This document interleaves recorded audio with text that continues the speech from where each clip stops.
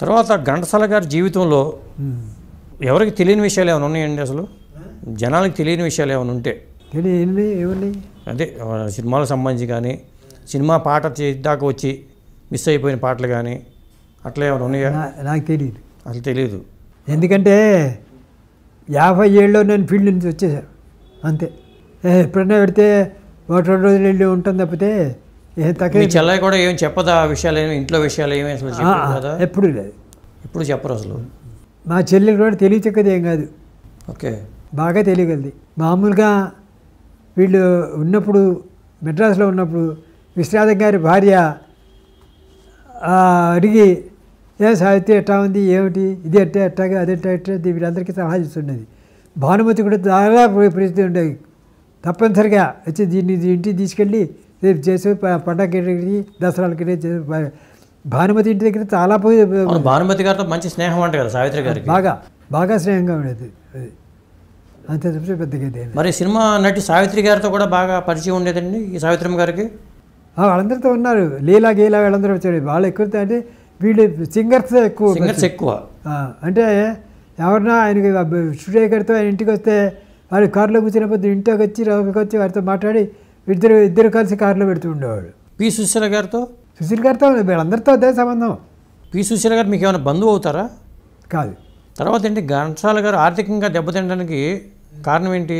రెండో భార్య, ఇద్దరు మెయింటైన్ చేయాలి. పరోపకారం దీంట్లో లైబిలిటీస్ అన్నీ వీటిని ఎత్తిమి పడ్డాయి. అది బాగా తీర్చుకునేటప్పటికీ ఈయన లైఫ్ అంతా ఎందుకు దాని మీద తెరిపోయింది అప్పుడు. అందువల్ల ఇల్లు కూడా అమ్మేశారండి అక్కడిది. దిలేసాము సార్, ఆ చేస్తే ఇదే చేసాం. 35 ఉస్మాన్ రోడ్డు 1,30,30,00,000 ఎంతగా మారు దాన్ని. అందులో వీళ్ళకి ఎవరికి షేర్ లేదు. అది వద్దే వాళ్ళిద్దరికే, కొడుకులు ఇద్దరికే. సావిత్రి గారికి కూడా ఏం లేదు, పెట్టడానికి లేదు. ఓకే, పెట్టలా ఏమీ ఇవ్వడానికి, ఆవిడ పేరు ఏమీ లేదు. ఓకే, వీళ్ళు వస్తే వీళ్ళు బాగా పంచుకున్నారు. అన్నదమ్ములు ఇద్దరు బాగా పంచేసుకున్నారు. పెద్దవాడైనా కెన్సస్ అపార్ట్మెంట్స్ అన్నీ పెద్ద కొనుక్కున్నాడు. ఈ రత్నకుమార్ ఏమన్నా ప్రత్యేకించి ఇప్పుడున్న ఇది కొన్నాడు, పార్థార్థపురం నెంబర్ 6. వీళ్ళు కొడుకులు సంపాదించుకున్నారండి బాగానే. పోనీ రత్నగాడు పర్వాలేదు, కానీ ఇది విజయగాడు ఏం పెద్దగా సంపాదించలేదు. అప్పుడు పెద్దగా లేదు బిర్రుద్దు. ఓకే, మంచి పియానో ప్లేయర్ ఆవిడ. అది ఆ తర్వాత ఏమన్నా వీళ్ళు అప్పుడే ఎంజీఆర్ నగర్లో పొలాన్ని కొనుక్కున్నారు. ఇప్పుడు 2 ఎకరాలు 3 కొన్నారు. అదే ఇప్పుడు మంచి రేట్లో ఉంది, టాప్లో. ఇప్పుడు ఘంటసాల గారు అక్కడ స్థలం కొన్నప్పుడు అక్కడ పెద్ద ఉండే కదండి.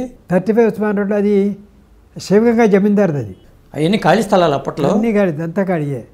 ఇప్పుడు కేవీ రెడ్డి గారు ఉండే దీళ్ళు ఇంటికి ముందే ఇది ఏమన్నా ఘంటసాల గారి ఇల్లు, అది ఏమన్నా ఉస్మాన్ రోడ్డు, ఆ మూల మీద ఏమన్నా కేవీ రెడ్డి గారి ఇల్లు. దీని తర్వాత కొనుక్కున్నారు. ఓకే, ఉస్మాన్ రోడ్డు వెనకాల కూడా ఆనందపురం అని చెప్పిన అక్కడ అదంతా ఖాళీయే. అంతా గ్రౌండ్ 2,000, 3,000, 2,000, 3,000, 2,000, 3,000. సావిత్రి గారి పెళ్లి తర్వాత మీ పెళ్ళి అయిందా, మీ పెళ్ళే ముందు అయిందా? సావిత్రి గారి పెళ్లి అది 52లో అయింది. 52 మే 15 తారీఖు. సావిత్రి గారిది 44. మరి మీరు ఇండస్ట్రీకి వెళ్ళినప్పుడు మీరు అక్కడ ఒక్కళ్ళే ఉండే, అప్పుడు బ్యాచులరా మీరు? సొంతూరు టైంలో మీరు బ్రహ్మచారి అప్పుడు? ఇంటి దగ్గరే మళ్ళీ సొంతూరు టైం సినిమా చేసేటప్పుడు. అప్పుడు బ్యాచులర్ అప్పుడే మీరు సినిమా ఫీల్డ్లో పనిచేశారు ప్రొడక్షన్ మేనేజర్గా? అంటే పెళ్ళైన తర్వాత కూడా 2 ఏళ్ళు పనిచేస్తాను నేను. అంటే అక్కడే ఫ్యామిలీ పెట్టారా మీరు చెన్నైలో? ఫ్యామిలీ లేదు, ఫ్యామిలీ అయితే బెజవాడలో ఉండేది. మరి మీరు అక్కడే ఉండుంటే ఇంకా మంచి సినిమాలు చేసుకుంటూ బాగా ఎదిగేవాళ్ళు ఏమో కదా. మామగారు కనక దేవతల ప్రధాన అర్చకుడు, అక్కడే ఉంటుండేవాళ్ళు. మా ఫ్యామిలీ అంతా అక్కడే, మా 2 పిల్లలు పుట్టేంత వరకు అక్కడే ఉన్నారు వాళ్ళు. ఓకే, నేను ఇక్కడ ఉంటా, ఇక్కడ సినిమా పేరు తీయటం వల్ల ఆవిడ అక్కడే ఉండేది. తర్వాత వచ్చేసిన తర్వాత పులివెందులు వచ్చేసాను.